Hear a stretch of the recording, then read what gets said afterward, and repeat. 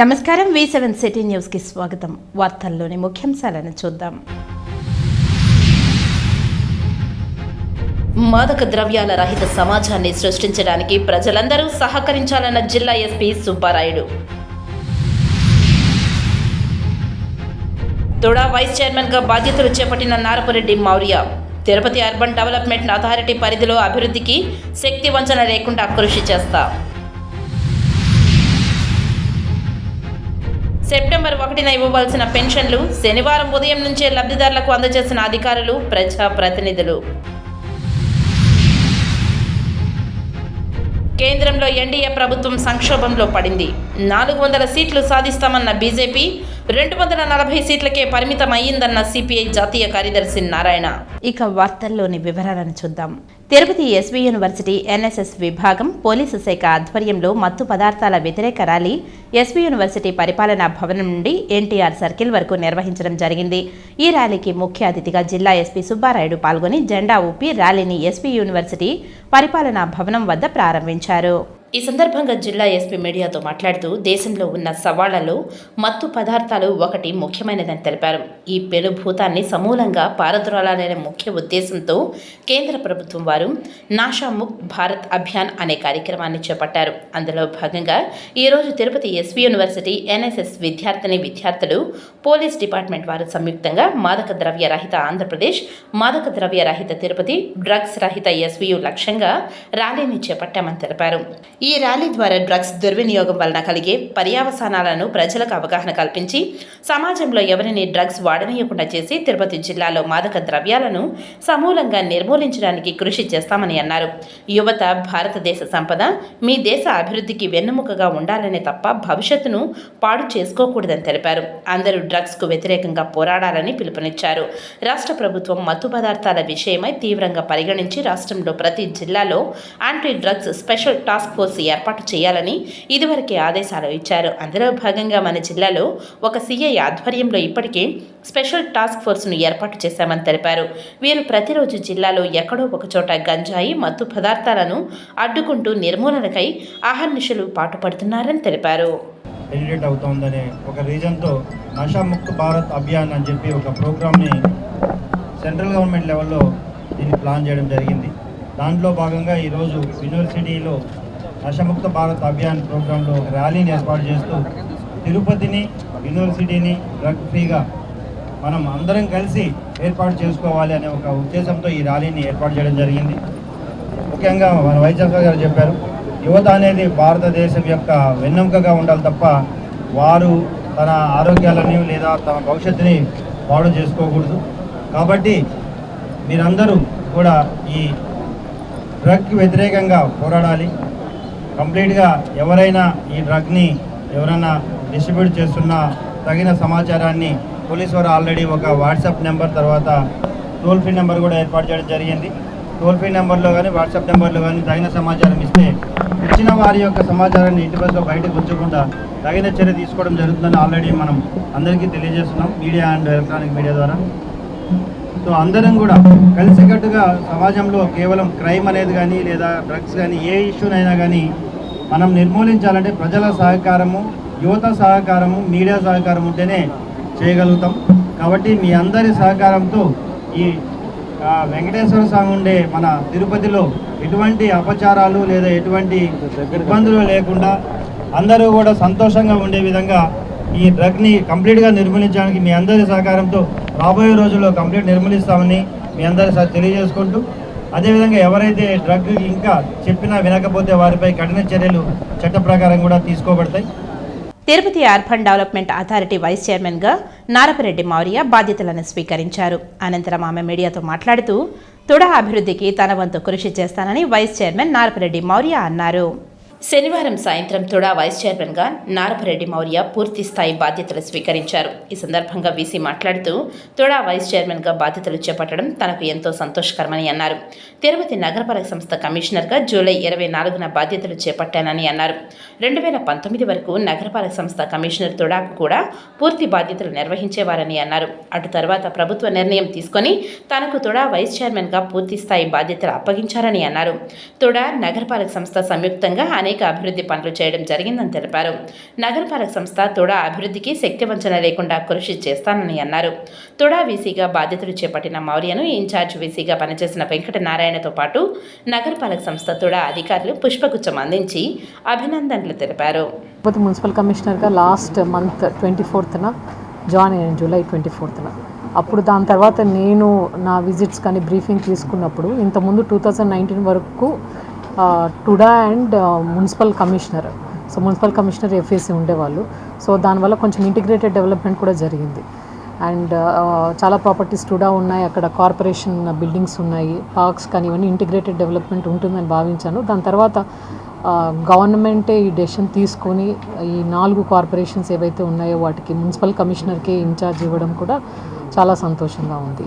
ఇప్పుడు ఒక బ్రీఫింగ్ తీసుకుని ఏం యాక్టివిటీస్ ఉన్నాయి ఏంటి, సో ఏం డెవలప్మెంట్ చేస్తారు, ఇక్కడ టుడా కింద అంటే ఇప్పుడు ఎక్స్పాండ్ అయింది కాబట్టి కార్పొరేషన్ పరిధే కాకుండా మొత్తం జిల్లా చాలా వరకు ఎక్స్పాండ్ అయింది కాబట్టి ఏం డెవలప్మెంట్ చేస్తారు, మన రిసోర్సెస్ ఏంటి, ఎట్లా డెవలప్ చేయాలని ఒకసారి బ్రీఫింగ్ తీసుకొని నేను కూడా అవగాహన తీసుకున్న తర్వాత మరొకసారి నేను తిరుమల శ్రీ వెంకటేశ్వర స్వామి వారిని మాజీ మంత్రి రోజా ఉదయం నైవేద్య విరామ సమయంలో దర్శించుకుని మొక్కులు తీర్చుకున్నారు. ఈమెకు ఆలయ అధికారులు దర్శన ఏర్పాట్లను చేసి అనంతరం రంగనాయకుల మండపంలో తీర్థ ప్రసాదాలను అందజేశారు. ఆలయం వెలుపల రోజా మీడియాతో మాట్లాడుతూ ఏపీలో మహిళలకు రక్షణ కరువైందని, కాలేజీ బాత్రూంలో కెమెరాలు పెట్టి పైశాచిక ఆనందం పొందుతున్నారని తెలిపారు. నేరస్తులకు ఇంత ధైర్యం వచ్చిందంటే ప్రభుత్వం సిగ్గుపడాలని తెలిపారు. గుళ్లవల్లేరులో ఏం జరగలేదని ఎస్పీ చెప్పడం దురదృష్టకరమని, జగన్ పాలనలో తప్పు చేయాలంటే భయపడేవాళ్ళని అన్నారు. ముచ్చుమర్రిలో 9 ఏళ్ల అమ్మాయిని రేప్ చేసి చంపేస్తే న్యాయం చేయలేదు, ఆ కుటుంబాన్ని పరామర్శించేందుకు సీఎం, హోంమంత్రి ఎందుకు వెళ్లలేదు అని ప్రశ్నించారు. నేను ఏ పార్టీ మారడం లేదని క్లారిటీ ఇచ్చింది. పార్టీ మారుతున్న వారు ఒకసారి పునరాలోచించుకోవాలని. 2014-19 మధ్యలో కూడా చాలామంది పార్టీ మారారు, కానీ పార్టీ మారడం వల్ల జగన్కు, వైసీపీకి ఎలాంటి నష్టం ఉండదని, పార్టీకి ద్రోహం చేసిన వారిని ఎవరు క్షమించారని మాట్లాడారు రోజా. ఎందుకంటే ఎక్కడ చూసినా రేపులు, మర్డర్లు అండ్ ఆడపిల్లల కాలేజీ బాత్రూమ్స్లో హిడెన్ కెమెరాలు పెట్టి ఏ విధంగా పైశాచిక ఆనందం పొందుతున్నారో మనం చూస్తున్నాం. ఈరోజు నేరస్తులకి ఇంత ధైర్యం వచ్చింది అంటే దానికి ఈ ప్రభుత్వం సిగ్గుపడాలి. ఎందుకంటే గతంలో జగన్మోహన్ రెడ్డి గారి ప్రభుత్వంలో ఒక తప్పు జరగాలి అంటే ఎంత భయం ఉండేదో మీకు అందరికీ తెలుసు. సో ఎవరైనా కూడా దిశ యాప్ని యూజ్ చేయకుండా ఏదైనా అఘాయిత్యానికి అమ్మాయి లోబడితే 24 గంటల లోపల నేరస్తుల్ని అరెస్ట్ చేసి వారిని శిక్షించే విధంగా చట్టాలని కఠినతరం చేశారు. కాబట్టి ఆ రోజుల్లో ముచ్చుమర్రి లాంటి ఘటనలు జరగటం అనేది మనం చూసుండం. నిజంగా చాలా బాధాకరం. ఒక 9 ఏళ్ల అమ్మాయిని రేప్ చేసి చంపేసి ముక్కలు చేసేశారు. 60 రోజులు అవుతున్న అమ్మాయి శవాన్ని కూడా ఇంతవరకు తీసుకురాలేకపోయారు.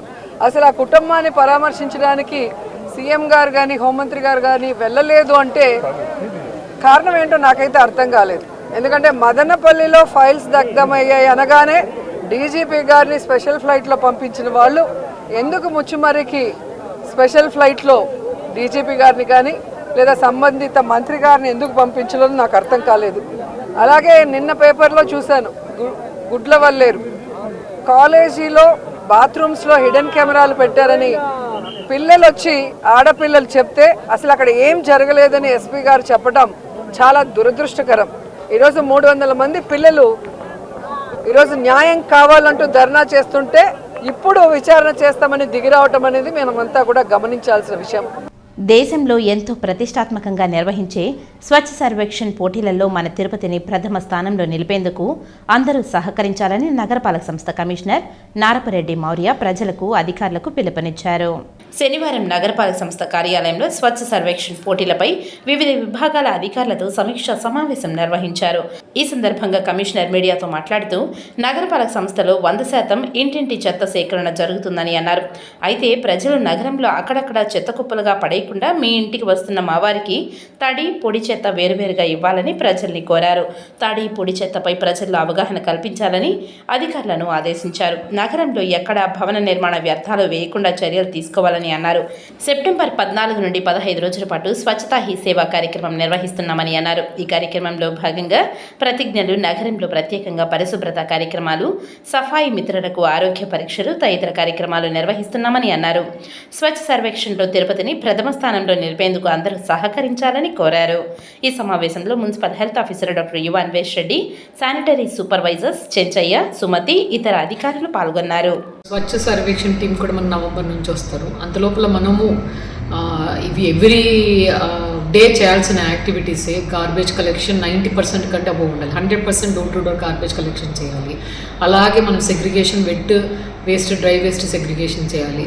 ముఖ్యంగా నేను తిరుపతి ప్రజలకి విజ్ఞప్తి ఏంటంటే, మనము ఈ వెట్, డ్రై వేస్ట్ సెగ్రిగేట్ చేసేసి మనము ప్రతిరోజు డోర్ టు డోర్ ఆటో అనేది ఇది మా బాధ్యత. ఒకవేళ కొన్ని ఏరియాస్లో రిపేర్ వల్ల రాకపోతే అవన్నీ స్ట్రీమ్లైన్ చేస్తున్నాము. ఈ గార్బేజ్ వల్నరబుల్ పాయింట్స్లో పోయి అంటే మనము అక్కడ ప్రతి ఏరియాలో ఒక పాయింట్లో డంప్ చేసేస్తున్నారు. అలా చేయకోకుండా మనం ఆ చెత్త ఆటోలు వచ్చినప్పుడు చెత్త ఆటోలకు ఇవ్వాల్సిందిగా కోరుకుంటున్నాం. అలాగే ఒకవేళ మీరు అవైలబుల్ లేకపోతే ఆ టైంలో ముందర బిన్స్ పెట్టినా తీసుకోవడం జరుగుతుంది. ఇవే కాకోకుండా మనము 14 నుండి సెప్టెంబర్ 14 నుండి స్వచ్ఛతా హీ సేవ అనే కార్యక్రమం చేస్తున్నాము. ఈ స్వచ్ఛతా హీ సేవ కార్యక్రమంలో మనము participation of public, pledges, cleaning, ఒక రోజంతా క్లీనింగ్ స్టాఫ్తో సహా క్లీనింగ్ చేయడము, అలాగే మనము ఎవరైతే సఫాయి మిత్రాస్ ఉన్నారో వాళ్ళకి చెకప్స్, మనము ప్రివెంటివ్ చెకప్స్ ఇవన్నీ కూడా చేయడం జరుగుతుంది. వేస్ట్ ఆర్ట్ కూడా ఫోకస్ చేయాలనుకుంటున్నాము. అది 14 సెప్టెంబర్ నుంచి 15 రోజులు ఉంటుంది. స్వచ్ఛ సర్వేక్షణలో భాగంగా ఈ స్వచ్ఛతా హీ సేవ కూడా చేస్తుంది. కేంద్రంలో ఎన్డీఏ ప్రభుత్వం సంక్షోభంలో పడింది. దేశంలో నరేంద్ర మోదీ గ్రాఫ్ రోజురోజుకు తగ్గుతోంది. మోదీని మార్చాలని బీజేపీ నేతలే అనుకుంటున్నారు. మోదీ తీరుపై ఆర్ఎస్ఎస్ నేతలు తీవ్ర అసంతృప్తితో ఉన్నారు. 2019లో బీజేపీకి 300కు పైగా సీట్లు వచ్చాయి. 2024 ఎన్నికల్లో బీజేపీ సొంతంగా 400 సీట్లు సాధిస్తామని మోదీ ఢంకా బజాయించారని, చివరకు 240కి పరిమితం కావాల్సి వచ్చిందని భారత కమ్యూనిస్టు పార్టీ జాతీయ కార్యదర్శి కె నారాయణ అన్నారు. మోడీ గ్రాఫ్ పడిపోతా ఉంది. ఆయన ఎన్నికల ముందర వైనాట్ 400 ఆయన చెప్పాడు, వైనాట్ 175 ఏం చెప్పాడు మన జగన్. తిరిగారు. మోడీ గ్యారెంటీ అన్నాడు. చివరికి గతం కన్నా అప్పుడు 303 వస్తే ఇప్పుడు 240 వచ్చినాయి. దాదాపు 60-70 సీట్లు తగ్గిపోయినాయి బీజేపీ సీట్లు. ఆయన మోడీ ఎన్నికల్లో పోటీ చేస్తే స్వాతంత్రం వచ్చిన ఇప్పుడు దాకా ఒక తక్కువ ఓట్లు గెలిచింది నేను ఒకడే ప్రైమ్ మినిస్టర్గా. అంటే ప్రైమ్ మినిస్టర్ క్యాండిడేట్గా అంత తక్కువ ఓట్లు గెలిచింది కూడా మోడీనే. అంటే ఎన్నికల ముందు ఒక హైప్ క్రియేట్ చేశాడు మెరుపులాగా. 400 సీట్లు వస్తాయని చెప్పని, స్ట్రాంగ్ సీట్లు వస్తాయని చెప్పినాడు. దాని తగ్గట్టుగా కొన్ని జీవోలు పాస్ చేయించాడు. తీరా వచ్చేటికి ఆయన సొంత సీట్లు పడిపోయినాయి, ఆయన సొంత ఓట్లు పడిపోయినాయి. అంటే గ్రాఫ్ తగ్గుతుంది. ఎన్నికలకు ముందు అంటే పోలింగ్ కన్నా ముందు ఒక టాప్ ఆర్ఎస్ఎస్ నాయకుడు నాకు ఎయిర్పోర్ట్లో కనిపించాడు. సో బీజేపీకి మాకు తగు ఉన్నా పర్సనల్గా ఉంటాయి కదా ఫ్రెండ్షిప్. మాట్లాడినప్పుడు అన్న ఏమయ్యా భారతదేశం ఉన్నటువంటి వ్యవస్థీకృతమైనటువంటి సంస్థలు చంపేస్తున్నారు అని అంటే, నువ్వు వ్యవస్థీకృత సంస్థలు దేశం గురించి చెప్తున్నావు, మా ఆర్ఎస్ఎస్ వ్యవస్థను చంపేస్తాడు కదా, మేము ఎవరు చెప్పుకోవాలన్నాడు. అంటే వాళ్ళు ఆర్ఎస్ఎస్ వాళ్ళు ఎంత మదన పడుతున్నారో అర్థమైంది. ఆయన ఇండైరెక్ట్గా చెప్పింది ఏంటంటే, ఈసారి మేము గవర్నమెంట్కి రాను కూడా చెప్పాడు ఇండైరెక్ట్గా. అదే అయింది. చంద్రబాబు నాయుడు నితీష్ కుమార్ లేకపోతే ప్రైమ్ మినిస్టర్ మోడీగా కాలేడు కదా. బీహార్లో ఉన్నటువంటి ముఖ్యమంత్రి నితీష్ కుమారు, ఆంధ్రప్రదేశ్ ముఖ్యమంత్రి చంద్రబాబు నాయుడు కానీ లేకపోతే ఆయన ప్రధానమంత్రి అయ్యే ప్రసక్తి లేదు. దట్వే ఆయన చెప్పింది కరెక్ట్. ఇప్పుడు బంగ్లాదేశ్లో ఆమె 4వసారి ప్రధానమంత్రి, ఆ ముజిబుర్ రహమాన్ కూతురు. ఆమె స్టార్టింగ్ ఒక టర్మ్ 10 టర్మ్ బాగానే పనిచేసింది. ఆ తర్వాత కరప్షన్ పెరిగింది, నియంతృత్వం పెరిగింది, వ్యతిరేకత పెరిగింది.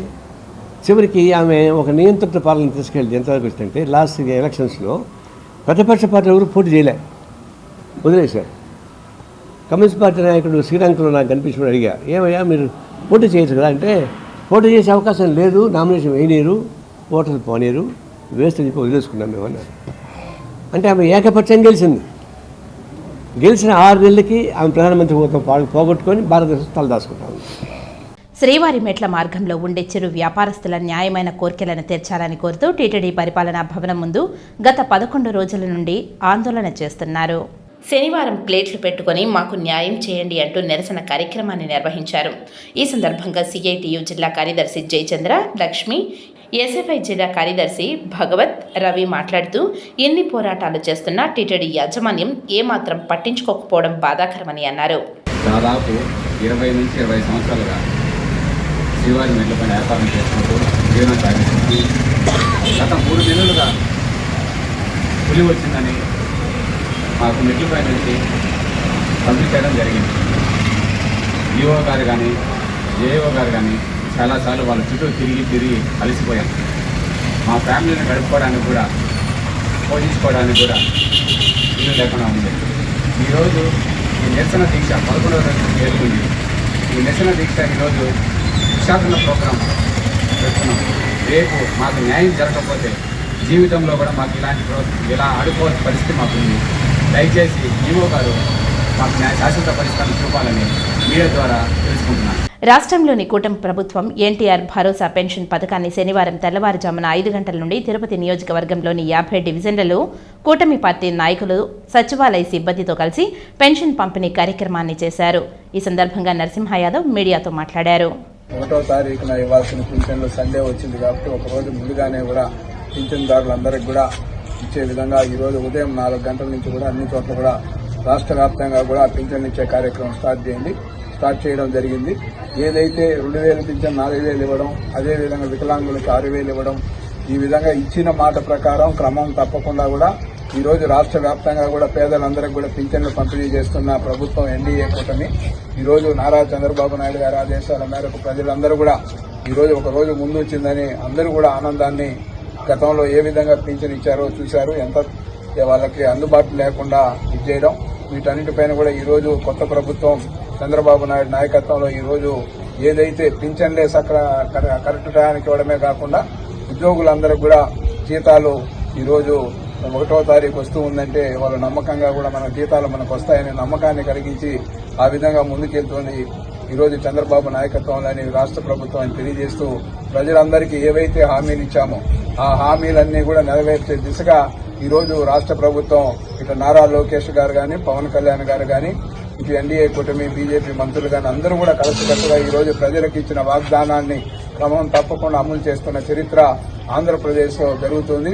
ఈరోజు ఇంతకుముందు జరిగిన అక్రమాలు ఏవైతే ఉన్నాయో వాటన్నిటిపైన కూడా విచారణ చేపట్టడం, అనేక విధాలుగా కూడా తిరుపతి పరిసర ప్రాంతాల్లో కూడా తిరుపతి అర్బన్ డెవలప్మెంట్ అథారిటీలో కూడా ఏ విధంగా అక్రమాలు జరిగాయో దానిపైన కూడా ఎంక్వైరీ జరుగుతూ ఉంది. అదేవిధంగా టీటీడీలో జరిగిన అక్రమాలపైన కూడా ఎంక్వైరీ చేస్తా ఉన్నాం. అదేవిధంగా టీడీఆర్ బాండ్ల రూపంలో నగరపాలక సంస్థ తిరుపతిలో జరిగిన అక్రమాలపైన కూడా ఎంక్వైరీ జరుగుతోంది. సెప్టెంబర్ 1వ తేదీ ఇవ్వవలసిన ఎన్టీఆర్ భరోసా సామాజిక పెన్షన్ను ఒకరోజు ముందుగానే అవ్వాతాతలకు చంద్రగిరి ఎమ్మెల్యే పులివర్తె నాని చేతుల మీదుగా పాకాల మండలం పుదిపట్ల బైలు పంచాయతీలో కూటమి ప్రభుత్వం మండల నాయకులతో కలిసి ఇంటింటికి వెళ్లి పంపిణీ చేశారు. ఈ సందర్భంగా ఎమ్మెల్యే మీడియాతో మాట్లాడుతూ సెప్టెంబర్ 1వ తేదీ ఆదివారం కావడంతో వృద్ధులు, వికలాంగులు, వితంతువులు ప్రభుత్వం ముందు రోజు ఆగస్టు 31న ఎన్టీఆర్ భరోసా సామాజిక పెన్షన్ డిస్ట్రిబ్యూషన్ 100% పూర్తి చేయడం జరుగుతుందని అన్నారు. పెంచిన పెన్షన్ను లబ్ధిదారులకు అందించడం జరుగుతుందని తెలిపారు. పెన్షన్దారులు ఇంటి వద్దనే ఉండి పెన్షన్ తీసుకోవాలని ఎమ్మెల్యే కోరారు. ప్రజల కష్టాలను, సమస్యలను తెలిసిన వారు కాబట్టే మా పెద్దాయన చంద్రబాబు ఒక్కరోజు ముందే పెన్షన్ ఇవ్వడం జరిగిందని తెలిపారు. కక్షపూరితమైన రాజకీయాలకు తావు లేకుండా చంద్రగిరి నియోజకవర్గాన్ని అభివృద్ధి పదంలో నడిపేందుకు కృషి చేస్తానని ఎమ్మెల్యే తెలిపారు. తమ గ్రామానికి చేరుకున్న ఎమ్మెల్యేకు పలు గ్రామ సమస్యలను వివరించిన గ్రామస్తులు ఎమ్మెల్యే పలు సమస్యలను అధికారులతో మాట్లాడి అక్కడికక్కడే పరిష్కరించారు. మరికొన్ని సమస్యలకు నిధులు రావడం జరిగిందని, వెంటనే పనులు ప్రారంభించడం జరుగుతుందని తెలిపారు. పార్టీలకు అతీతంగా కలిసిమెలిసి గ్రామ అభివృద్ధికి సహకరించాలని ఎమ్మెల్యే ఈ సందర్భంగా ప్రజలను కోరారు. పొంగనూరు పట్టణంలోని శ్రీ కళ్యాణ వెంకటరమణ స్వామివారి ఆలయంలో శ్రీదేవి భూదేవి సమేత శ్రీ వెంకటేశ్వర స్వామివారికి శ్రావణ మాసం చవితి శనివారం సందర్భంగా ప్రత్యేక పూజలను నిర్వహించారు. ఈ సందర్భంగా ఆలయ అర్చకులు స్వామికి పలు రకాల పుష్పాలు ఆభరణాలతో సర్వాంగ సుందరంగా ముస్తాబు చేసి మండపంలో కొలువు తెచ్చారు. శ్రీ కళ్యాణ వెంకటరమణ స్వామిని దర్శించుకోవడానికి పెద్ద సంఖ్యలో భక్తులు ఆలయానికి చేరుకుని మహామంగళ హారతి అనంతరం తీర్థ ప్రసాదాలను ఆలయ అర్చకులు భక్తులకు అందజేశారు. ఈ కార్యక్రమంలో తిరుమల తిరుపతి దేవస్థానం ఆలయ టెంపుల్ ఇన్స్పెక్టర్ మునీంద్రబాబు, ఆలయ అర్చకులు శ్రీనివాస ఆచార్యులు, శ్రీకాంత్ ఆచార్యులు, సిబ్బంది చెంగప్ప, శ్రీనాథ్, అంజలి, నీలకంఠం, భక్తులు తదితరులు పాల్గొన్నారు. రాష్ట్ర ప్రభుత్వ ఆదేశాల మేరకు శ్రీకాళహస్తి మున్సిపాలిటీ పరిధిలో పెన్షన్ల పంపిణీ కార్యక్రమం నేటి ఉదయం 5 గంటల నుంచే సచివాలయ సిబ్బందితో కలిసి పురపాలక సంఘం అధికారులు చేపట్టామని Srikalahasti municipal incharge commissioner DE Lalitha తెలిపారు. శ్రీకాళహస్తి పట్టణ పరిధిలోని పెన్షన్దారులు తమ ఇళ్ల వద్దే అందజేయాలన్న రాష్ట్ర ప్రభుత్వం ఆదేశాల మేరకు సచివాలయ సిబ్బంది ద్వారా నేటి ఉదయం 5 గంటల నుంచి మున్సిపల్ ఇన్ఛార్జ్ కమిషనర్ డిఈ లలిత ఆధ్వర్యంలో లబ్ధిదారులకు పెన్షన్ సచివాలయ సిబ్బంది అందజేశారు.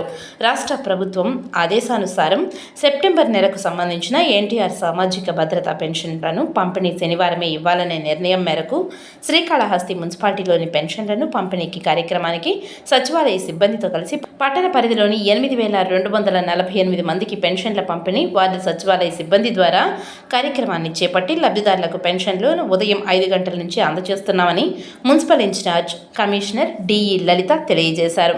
మున్సిపల్ ఇన్ఛార్జ్ కమిషనర్ డిఈ లలిత ఈ సందర్భంగా మీడియాతో మాట్లాడుతూ పట్టణ సచివాలయ సిబ్బందితో ఉదయం 5 గంటలకే తమ పరిధిలో చేరుకుని పెన్షన్లు అందజేశారని, ఎవరైనా శనివారం అందుబాటులో లేకపోతే అలాంటి వారికి సెప్టెంబర్ 2వ తేదీన పెన్షన్ అందజేయబడుతుందని తెలిపారు. మొదటి రోజే 100% పెన్షన్లను పంపిణీ చేసే విధంగా చర్యలు చేపట్టినట్లు ఇన్ఛార్జ్ కమిషనర్ లలిత తెలిపారు. మొదటి రోజే 100% గాను కంప్లీట్ అయ్యేట్టుగా అందరికీ పెన్షన్లు డిస్ట్రిబ్యూషన్ చేసే విధంగా ప్రజలు మాకు సహకరించాలని కోరుకుంటున్నాము. ఎవరైనా 1% ఆర్ 2% ఎవరైనా మిగిలిన వాళ్ళు సచివాలయ సిబ్బందికి కోఆపరేషన్తో 2వ తారీఖున పెన్షన్లు అన్నీ కంప్లీట్ అయ్యేట్టుగా చూడాలి. ఇవాళ 5 గంటలకు పెన్షన్ కార్యక్రమం మొదలైంది. సచివాలయ సిబ్బంది అందరూ వారి పెన్షన్ల డిస్ట్రిబ్యూషన్ కార్యక్రమంలో పాల్గొన్నారు. ప్రజలు ఇంటి వద్దనే పెన్షన్లు తీసుకునే విధంగా గవర్నమెంట్ ఆదేశించే విధంగా పంపిణీ కార్యక్రమము జరిగింది. సహకరించాలని కోరుకుంటున్నాము. గత నెల 8,287 పెన్షన్లు ఇవ్వడం జరిగింది. ఈ నెల 8,248 పెన్షన్లు ఇవ్వాల్సి వస్తుంది. 49 పెన్షన్లు తగ్గినాయి. ఇవి మరణాలు అలాగే కొన్ని షిఫ్టెడ్ వలన తగ్గాయి. పెన్షన్లలో ప్రజలు మమ్మల్ని అందరికీ సహకరించాలని కోరుకుంటున్నాము. తిరుమల శ్రీవారి దర్శనార్థం వచ్చే భక్తుల్లో మరింత భక్తిభావం పెంచుతూ తిరుపతి కీర్తి ప్రతిష్టలు పెరగడానికి నగర సంకీర్తన దోహదం చేస్తుందని నగర సంకీర్తన మండలి సభ్యులు అన్నారు. తిరుపతి నగరంలోని భక్తిభావం మరింత పెరగాలని, ఆధ్యాత్మిక వాతావరణంలో ప్రజలు నివసించాలన్న సంకల్పంతో స్థానిక రాయలసీమ రంగస్థలి చైర్మన్ గుండాల గోపీనాథ్ రెడ్డి నగర సంకీర్తన మండలి ఏర్పాటు చేసి నగరంలో ప్రతి శనివారం భజన మండలి కళాకారుల చేత సంకీర్తన గోష్ఠి నిర్వహిస్తున్నారు. అందులో భాగంగా శనివారం ఉదయం భజన మండలి కళాకారులు సాంప్రదాయ వస్త్రాలతో స్థానిక గోవిందరాజస్వామి ఆలయం నుంచి 4 మాడవీధుల్లో నగర సంకీర్తన చేపట్టారు. నగర సంకీర్తన అనంతరం భక్తులకు అన్నప్రసాదాల వితరణ చేయడం జరిగింది. ఈ కార్యక్రమంలో కళాకారులు, ప్రజలు పాల్గొన్నారు. అందరినీ ఆదరించి అంతా సమిష్టంగా చూడాలనుకుంటే మనం పొద్దున్నే 4:30కు వేసి అందరూ నగర సంకీర్తన కార్యక్రమంలో పాల్గొని అందరినీ మనం నిద్రలేపినట్టుగా ఉంటుంది. మనకు ఆరోగ్యము అంతా సుభిక్షంగా ఉండాలంటే మనం రోజు శనివారం 4:30కు వేసి హాయిగా శ్రీ వెంకటేశ్వర స్వామి వారి సంకీర్తన చేసుకుంటూ భజన చేసుకుంటూ వస్తే అందరూ బాగుంటారని కోరుకుంటూ ప్రతి శనివారం 5 గంటల నుంచి 6:30 గంటల మధ్యలో నగర సంకీర్తన జరుగుతుంది. తొలి మాడవీధిలో పురాతనం నుంచి ఈ నగర సంకీర్తన కొనసాగుతూనే ఉంది. అగలికోటి బ్రహ్మాండ అయినటువంటి వెంకటేశ్వర పుణ్యక్షేత్రం ఉన్న గోవింద గుడి గారు ప్రతి శనివారం నామ సంకీర్తన జరుగుతుంది. తిరుపతిలో ఉన్నటువంటి ప్రతి ఒక్క భక్తులు ఈ భజనకి హాజరు కావాలని, ఎందుకంటే నిర్భయ మనకు ఏదో సమస్య, ఆర్థిక సమస్య, ఇంట్లో సమస్య, ఏదో సమస్య, దేవుడి మీద స్మరణ చేసుకుంటూ నామకీర్తన చేసుకుంటూ 1 గంట దేవుడికి మీరు కేటాయిస్తే మీ యొక్క కష్టాలు తీర్చే వ్యక్తి అఖిలకోటి బ్రహ్మాండం అయినటువంటి వెంకటేశ్వర స్వామిని. శ్రీవారి తల్లిగారైన శ్రీ వకుళామాత అమ్మవారికి బీజేపీ జిల్లా సాంస్కృతిక విభాగం కన్వీనర్ గుండాల గోపీనాథ్ రెడ్డి పట్టు వస్త్రాలు సమర్పించారు. వీరికి ఆలయ అధికారులు స్వాగతం పలికి అమ్మవారి దర్శన ఏర్పాట్లను చేసి అమ్మవారి తీర్థ ప్రసాదాలను అందజేశారు. ఈ సందర్భంగా గుండాల గోపీనాథ్ రెడ్డి మీడియాతో మాట్లాడారు. ఈ రోజు కలియుగ దైవం అయినటువంటి శ్రీ వెంకటేశ్వర స్వామి వారి తల్లిగారైన వకుళామాత అమ్మవారికి సారె సమర్పించడం జరిగింది. ఈ కలియుగంలో ప్రత్యక్ష దైవం మనకి ఎవరంటే తల్లి. అలాంటి తల్లిని స్మరించుకొని తిరుపతి ప్రజలందరూ సుభిక్షంగా ఉండాలని సారె సమర్పించడం జరిగింది. ప్రతి ఒక్కరు కూడా తల్లిని మర్చిపోకుండా అందరూ బాగా చూసుకోవాలి. అదే మనకి దైవంతో సమానం. శ్రావణ మాసం మనకు చాలా పవిత్రమైన మాసం. ఈ శ్రావణ మాసంలో ప్రతి ఏడు వకుళామాత తల్లి గుడి కట్టినప్పటి నుంచి శ్రావణ మాసంలో ఇక్కడికి వచ్చి అమ్మవారికి సార సమర్పించి పట్టు వస్త్రాలు సమర్పించడం మాకు ఆనవాయితీ. దానిలో భాగంగానే ఈ రోజు భక్తులు అందరూ వచ్చి మేము మేళతాళాలతో అమ్మవారికి పట్టు వస్త్రాలు సమర్పించాము. వకుళామాత అమ్మవారిని దర్శించుకుంటే అన్ని శుభాలు జరుగుతాయి. మన కలియుగ వెంకటేశ్వర స్వామి తల్లిగారు వకుళామాతని మనం దర్శించుకుని ఆమె ఆశీస్సులు పొందితే అందరూ సుఖ సంతోషాలతో ఆయురారోగ్యాలతో ప్రతి ఒక్కరూ ఉంటారు. అమ్మవారి ఆశీస్సులు మనకందరికీ కలగాలని మరొకసారి స్వామివారిని ప్రార్థిస్తూ ఇప్పుడు కొన్ని సంక్షిప్త వార్తలను చూద్దాం. శనివారం ఉదయం 6 గంటలకు తిరుపతి పట్టణంలోని ఎస్వి నగర్ ప్రాంతంలో మున్సిపల్ కార్పొరేషన్ కమిషనర్ నారపరెడ్డి మౌర్యతో కలిసి ఎన్టీఆర్ భరోసా సామాజిక భద్రతా పెన్షన్ల పంపిణీ ఆకస్మిక తనిఖీ చేసి లబ్ధిదారులకు వారి ఇంటి వద్దనే పంపిణీ చేశారు. ఆప్యాయంగా సదరు లబ్ధిదారులతో మాట్లాడి క్రమం తప్పకుండా పెన్షన్ల పంపిణీ చేస్తున్నారా అని సచివాలయ సిబ్బంది అని అడిగి తెలుసుకున్నారు. వారు పెన్షన్ల పంపిణీలో ఒకరోజు ముందుగానే పంపిణీ చేస్తున్నందుకు రాష్ట్ర ముఖ్యమంత్రికి ధన్యవాదాలు తెలిపారు. నేడు పలు నియోజకవర్గాలలో ఎమ్మెల్యేలు ప్రజాప్రతినిధులు సచివాలయ సిబ్బందితో కలిసి ఉదయం నుండి పెన్షన్ల పంపిణీ చేయడం జరిగిందని తెలిపారు.